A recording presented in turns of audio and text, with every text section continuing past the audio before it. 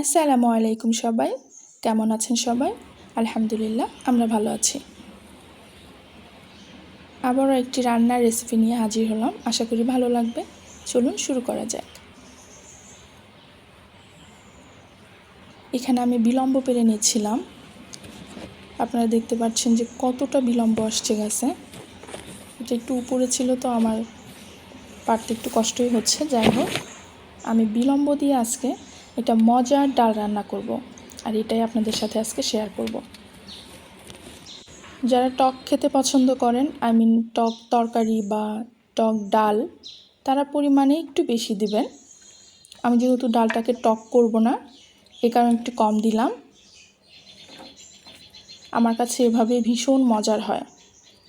আর বিলম্বটা আমি যতটুকু পরিমাণে জানি যে এটা খাইতে যতটা টক, কিন্তু খাওয়া শেষ করলে মুখটা কেন জানি একটু মিষ্টি মিষ্টি হয়।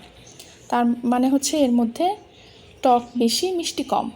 তো ডালটা যখন রান্না করা হয় ফ্লেভারটাই অন্যরকম হয়ে যায়, বেশ ভালো লাগে খেতে। যারা টক খেতে পছন্দ করেন না, তারা আমার মতো অল্প পরিমাণে দিয়ে ডালটা রান্না করবেন, তাহলে বেশ মজার হবে। এখানে জুভিকে আমি গরুর মাংসের মিলানি দিয়ে চাপড়ি বানিয়ে দিয়েছিলাম, সেটাই খাচ্ছিল। এখানে ডাল বা ডালের যে পানিটা একবারেই দেওয়া যেতে পারে, কিন্তু আমি চাচ্ছিলাম যে একটু সিদ্ধ করে নিয়ে এটাকে সুন্দর করে ঘুটে নেব। এরপর ডালের জন্য পর্যাপ্ত পরিমাণে পানি অ্যাড করে দিব, যেভাবে আপনারা ভিডিওতে দেখতে পারবেন আর কি।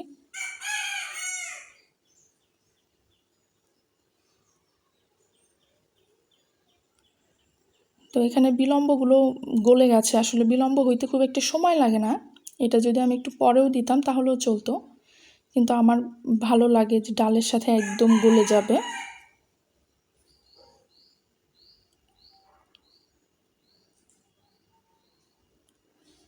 ডালটা আমার ফুটে আসছে, মানে খুবই কম মশলা, ধনিয়া, জিরা বা হলুদ গুঁড়া এটুকুই, আর মরিচ ডালে আমরা কাঁচা মরিচ ইউজ করি, সেটা আমি আগেই দিয়েছি, আপনারা দেখতে পেরেছেন। আর স্বাদ মতো লবণ, এছাড়া আর কোনো রকম মশলা এই মসুর ডালে আমরা অ্যাড করব না।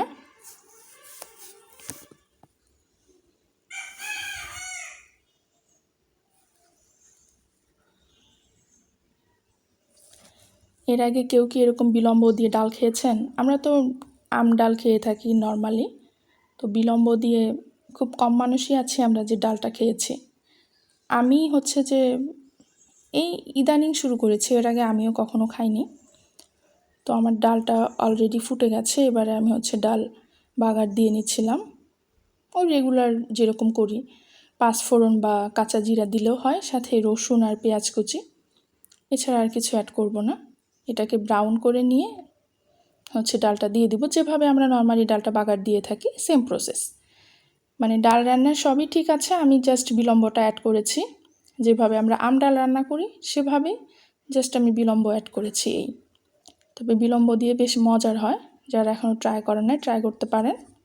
আর এখানে আমার কাছে ফ্রোজেন ধনিয়া পাতা ছিল, এই জন্য আমি একটু ধনিয়া পাতাও অ্যাড করেছি। আমার মসুরের ডালে ধনিয়া পাতা বেশ ভালো লাগে। আশা করছি আমার ভিডিওটা আপনাদের ভালো লেগেছে, শেষ পর্যন্ত দেখেছেন। যদি এভাবে কেউ কখনো ট্রাই করে থাকেন, অবশ্যই আমাকে জানাবেন। আল্লাহ হাফেজ।